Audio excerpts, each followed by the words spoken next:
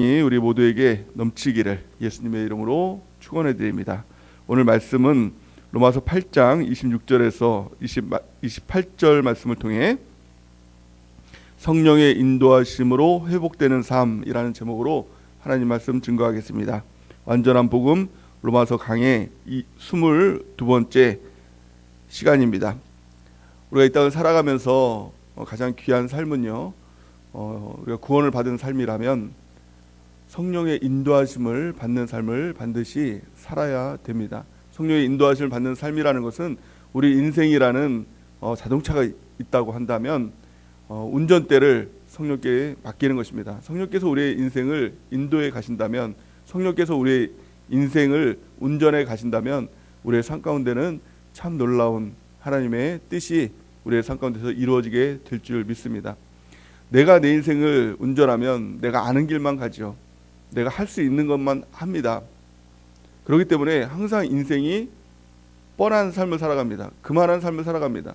세상 사람들이 살아가는 삶을 삽니다. 세상 사람들은 어떻게 살아갑니까? 이 땅에 태어나서 죽지 못해 살다가 결국에는 죽는 그런 인생이지요. 많은 사람들에게 왜 인생을 삽니까? 라고 물어보면 1위가 그거예요. 죽지 못해 산다는 거예요. 그냥 산다는 거예요. 그게 모든 세상 사람들의 삶이고 또 어떻게 보면 운명이라고 볼 수 있지요.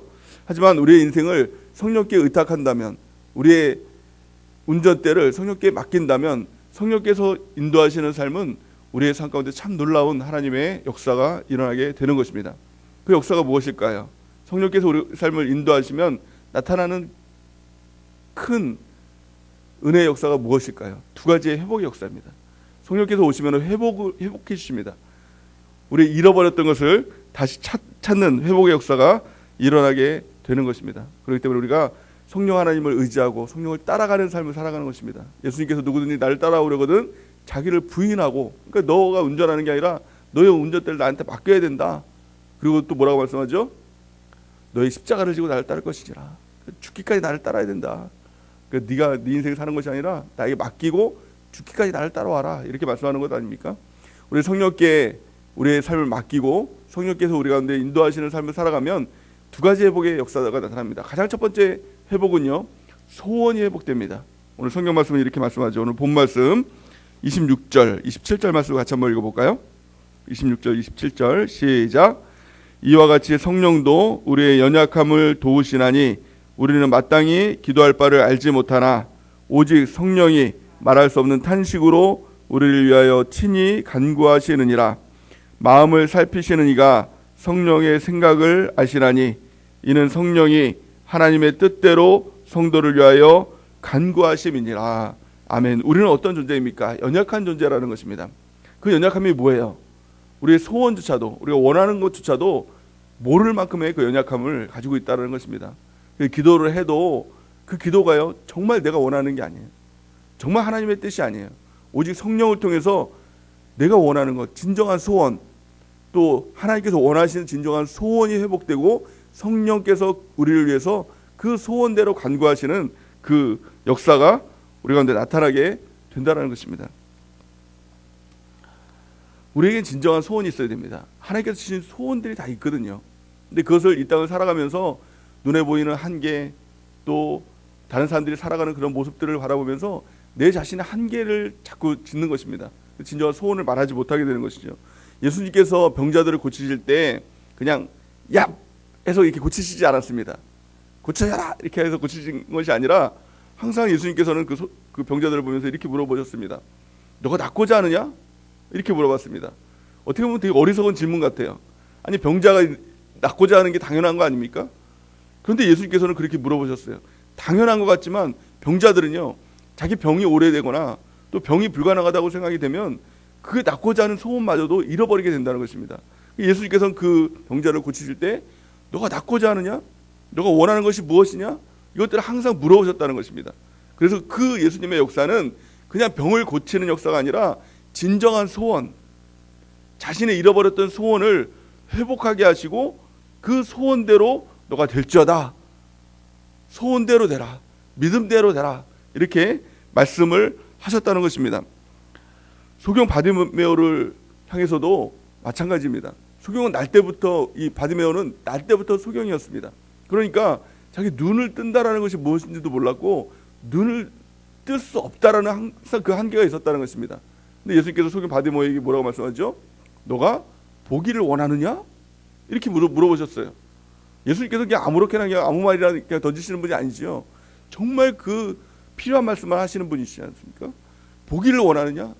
그 소원을 말씀하시는 겁니다. 우리를 향해서도 마찬가지입니다. 우리 가운데 하나님께서 주신 소원들이 있습니다. 하나님께서 우리를 통해서 이루시고자 하는 꿈들이 있습니다.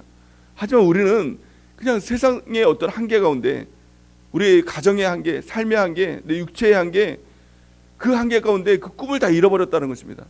성령이 우리한테 오시면 우리 가운데 그 꿈을 회복시켜 주시는 것입니다. 너의 진정한 꿈이 무엇인지 그 꿈을 회복시켜 주신다는 것입니다. 사도행전 3장에 보면 성전 미문에 앉은 안진뱅이가 있습니다. 안진뱅이의 꿈이 뭘까요? 진정한 꿈이 일어나는 거죠. 건강한 몸이 되는 게 정말 그 어떻게 보면 하나님의 뜻일 수 있습니다. 그런데요, 사도행전 3장 3절에서 5절 말씀 보니까 이렇게 말씀하고 있어요. 그가 베드로와 요한이 성전에 들어가려 함을 보고 구걸하거늘 베드로가 요한과 더불어 주목하여 이르되 우리를 보라 하니 그가 그에게 무엇을 얻을까 하여 바라보거늘. 이 안진뱅이의 꿈이 뭐였어요? 자신의 꿈을 다 잃어버리고 그냥 무엇인가 좀 얻을까. 그러니까 뭐 구걸하고 뭐 이렇게 돈 좀 얻는 것, 먹을 거 좀 하루 끼니 얻는 것, 이게 최고의 그의 소원이었어요. 하지만 이 베드로와 요한이 성전에 셋이 기도회를 들어가려고 하다가 그 안진뱅이를 만나죠. 그러고 나서 이렇게 얘기합니다. 사도행전 3장 6절 말씀 같이 한번 읽어보겠습니다. 시작. 베드로가 이르되 은과 금은 내게 없거니와 내게 있는 것을 내게 주노니 나사렛 예수 그리스도의 이름으로 일어나 걸으라 하고. 아멘. 그 가운데 진정한 꿈, 그것을 회복시켜 주시죠. 그러고 나서 그를, 안진뱅이를 일어나 걸으라 이렇게 얘기합니다. 아니, 안진뱅이가 평생 이 안진뱅이로 있었는데 일어나 걸으라 이렇게 얘기해요. 이상하잖아요. 그렇지 않습니까? 너 다 나았다 이렇게 설명해주고 너 일어나면 이제 발에 힘을 얻고 이제 조금씩 일어날 수 있어. 한번 조금 일어나봐. 괜찮아. 이렇게 해야 되는데 은과 금 내게 없거니와 내게 있는 것을 내게 주노니 나사렛 예수 그리스도의 이름으로 일어나 걸으라. 명령하는 겁니다. 명령이에요. 뭐예요? 하나님의 꿈의 회복을 선포하는 것이죠. 성령께서 우리 가운데 오시면 내가 할 수 없는 것을 명령합니다. 내가 전혀 꿈꾸지 못했던 것을 일어나, 걸어, 눈 떠, 이런 명령을 하시는 것입니다. 그러면 어때요? 그 꿈의 소원을 가지고 담대하게 순종하며 나가면 하나님의 놀라운 역사들이 일어나게 되는 것입니다. 우리가 이제 성령의 충만함을 받고 성령의 인지하심을 받고 우리 진짜 소원이 무엇인지를 꿈꾸고 또 그 소원이 회복되는 하나님의 놀라운 은혜가 넘치기를 바랍니다. 시편 107편 30절 우리 같이 한번 읽어보겠습니다. 시작. 저희가 평온함을 인하여 기뻐하는 중에 여호와께서 저희를 소원의 항구로 인도하시는도다. 아멘. 이것이 바로 성령의 역사이고 하나님의 역사인 것입니다. 세상 사람들은 이렇게 얘기할 것입니다. 나 꿈이 있는데요. 무슨 꿈? 돈 많이 버는 꿈. 또 무슨 꿈? 또 차를 갖는 꿈. 무슨 꿈?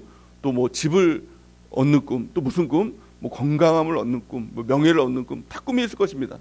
근데 세상 사람들이 갖는 이 꿈을 가만히 바라보면 굉장히 헛된 꿈입니다. 왜냐하면 돈을 많이 소유해요. 그래서 뭐가 없는 거예요. 그냥 많이 갖고 싶은 거예요. 차도 갖고 싶어요. 그래서 그냥 갖고 싶은 거예요. 되게 헛되죠. 돈을 많이 가지면 그것을 만족하게 되느냐? 그런 사람도 못 봤어요. 더 가지고 싶고 더 가지고 싶고 더 가지고 그냥 갖고 하다가 결국에 늙어 죽는 것입니다. 그냥 갖고 하다가 그냥 늙어 죽는 거예요. 그 꿈이 없는 것입니다. 그 자체가 타락한 꿈입니다.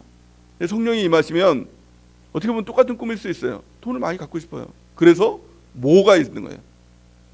어떤 분 중에 우리 성도분 중 한 분 중에 그런 꿈을 가지고 있었던 분이 있어요. 큰 집을 사고 싶다. 큰 집에서 살고 싶다. 이 꿈을 가지고 살던 분이 있어요. 근데 그분이 이제 우리 교회 와서 예수님을 믿고 또 은혜를 받고 또 이제 하나님을 만났어요. 그래서 꿈이 바뀌었어요. 똑같은 꿈인 것 같습니다. 큰 집을 갖고 싶대요. 여전히.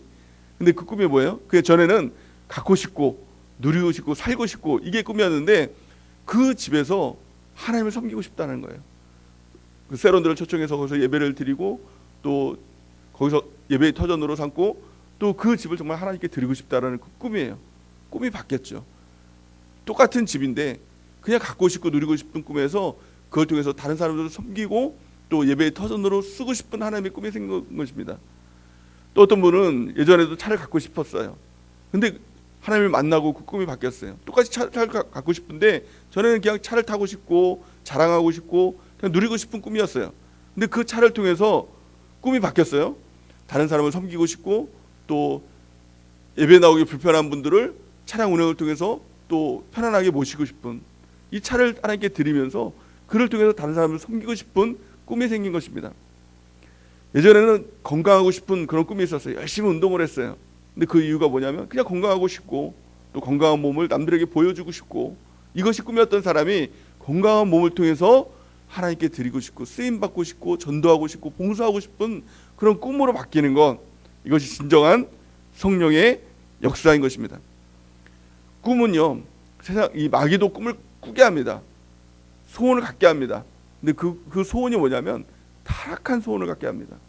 성경은 이렇게 말씀하죠. 에베소 2장 2절에서 3절 우리 같이 한번 읽어보겠습니다. 시작.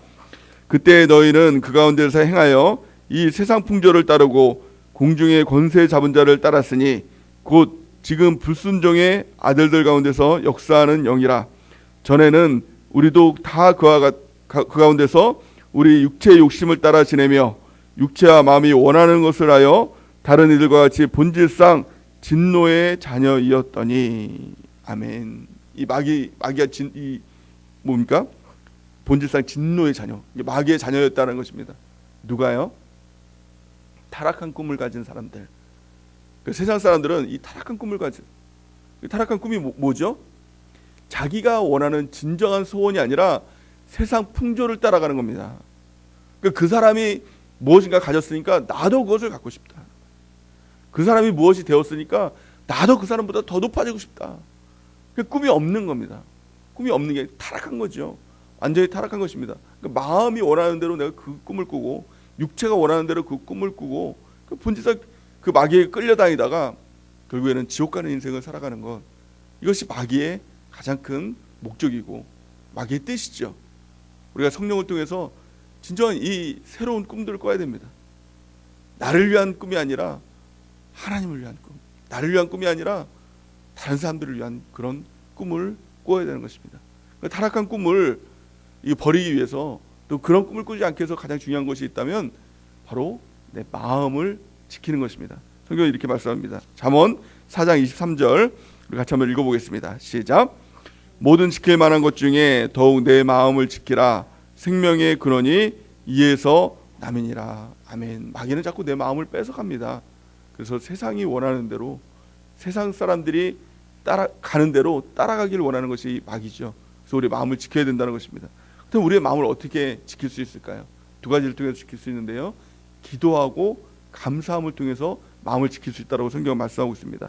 빌립보서 4장 6절에서 7절 우리 같이 한번 읽어보겠습니다. 시작. 아무것도 염려하지 말고 다만 모든 일에 기도와 간구로 너희 구할 것을 감사함으로 하나님께 아뢰라. 그리하면 모든 지각에 뛰어난 하나님의 평강이 그리스도 예수 안에서 너의 마음과 생각을 지키시리라. 아멘. 우리가 타락한 꿈을 꾸게 되면 가장 나타나는 특징이 있습니다. 그것이 바로 염려입니다. 우리가 신앙생활을 하다가도 염려가 들어왔다라고 한다면 어떻게 우리가 반응을 해야 됩니까? 내가 그 염려 자꾸 빠져들어가면 그것이 두려움이 되고 결국에는 요한계시록 말씀처럼 두려워하는 자는 지옥에 가게 된다. 둘째 사망에 이르게 된다. 이렇게 말씀하고 있죠. 그래서 염려가 들어왔다면 빨리 그것을 끌어내고 기도와 감사로 우리 하나님께 아뢰야 되는 것입니다. 그래서 그 꿈이 바뀌어야 돼요. 세상의 꿈을 버리고 정말 하나님께서 주시는 소원을 갖는 은혜가 넘치기를 바랍니다. 오늘 본 말씀 27절 말씀을 보니까 마음을 살피시는 이가 성령의 생각을 아시나니 이는 성령이 하나님의 뜻대로 성도를 위하여 간구하심이니라. 아멘. 우리 주님께서 우리 마음을 살피시는 것입니다. 우리 마음의 헛된 꿈들을 다 버리고 오직 성령을 통해서 성령이 주시는 새로운 소원들을 꿈꾸는 은혜가 있기를 바랍니다. 두 번째, 성령께서 인도하시는 삶의 가장 큰 특징이 뭘까요? 성령께서 오시면 무엇을 회복시켜 주실까요? 바로 우리의 눈을 회복시켜 주십니다.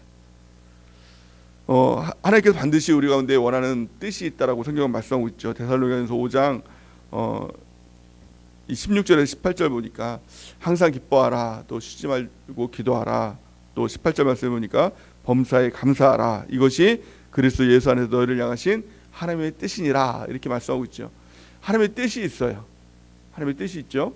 근데 그것이 뭐냐면 항상 기뻐하고 쉬지 않고 기도하고 또 범사에 감사하는 것입니다. 특별히 범사에 감사하는 삶, 우리가 그 삶을 어떻게 살 수 있습니까? 우리 눈이 바뀌면 모든 일에 감사할 수 있어요.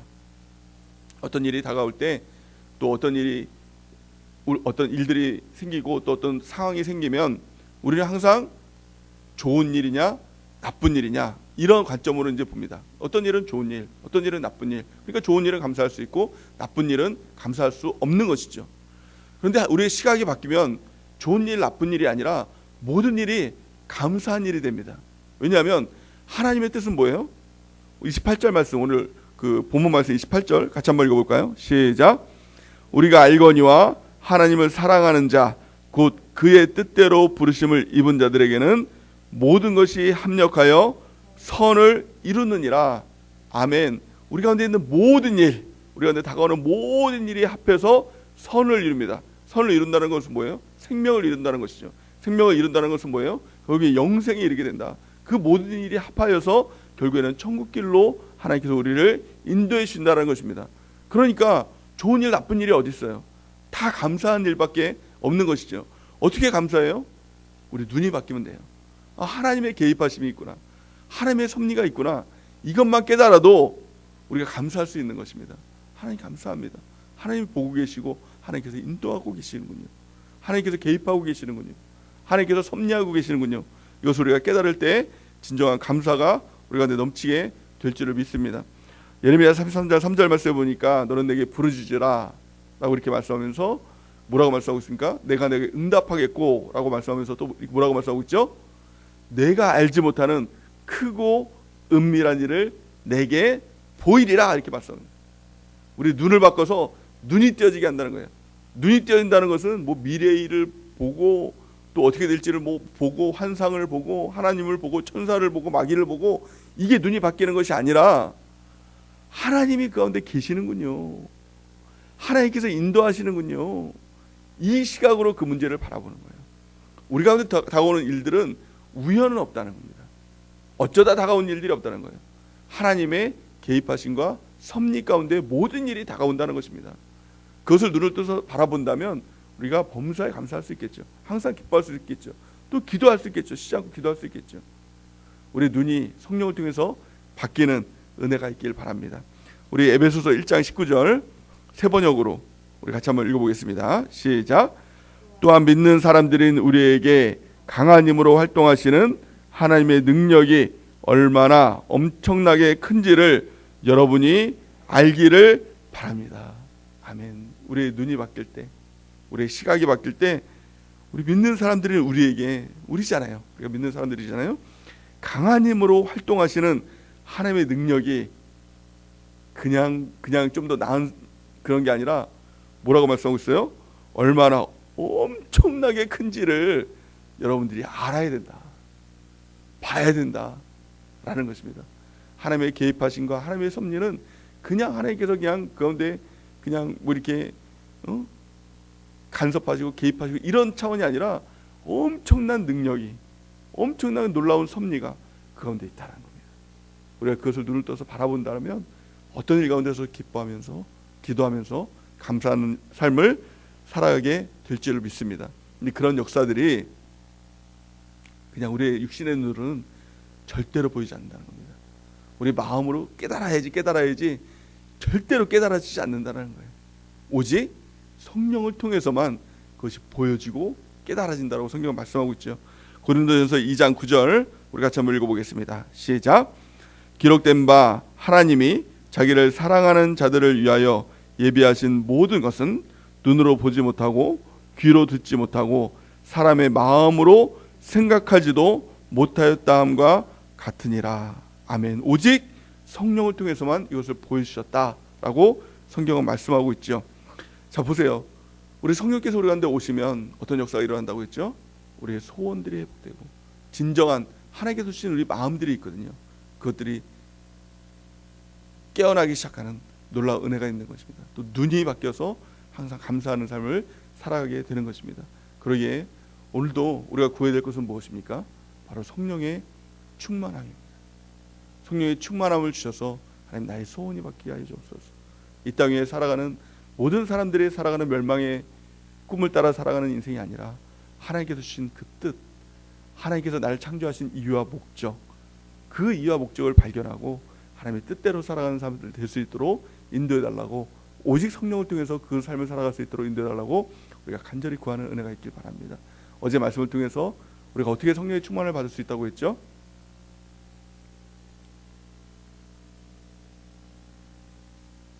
그러니까 말씀 충만을 어떻게 받을 수 있다고 했죠? 우리 마음 가운데 뭐죠? 사모함. 성령님을 사모하면 그 성령의 충만을 받을 수 있는 거예요. 말씀의 충만도 마찬가지죠. 말씀을 사모하면 말씀의 충만을 받을 수 있는 것입니다. 우리가 예배드릴 때도, 기도할 때도, 또 큐티할 때도, 교제할 때도 우리의 사모함을 갖는 은혜가 있길 바랍니다. 그래서 우리 모두 항상 성령 충만함을 통해서 진정한 소원의 삶을 살아가길 바랍니다.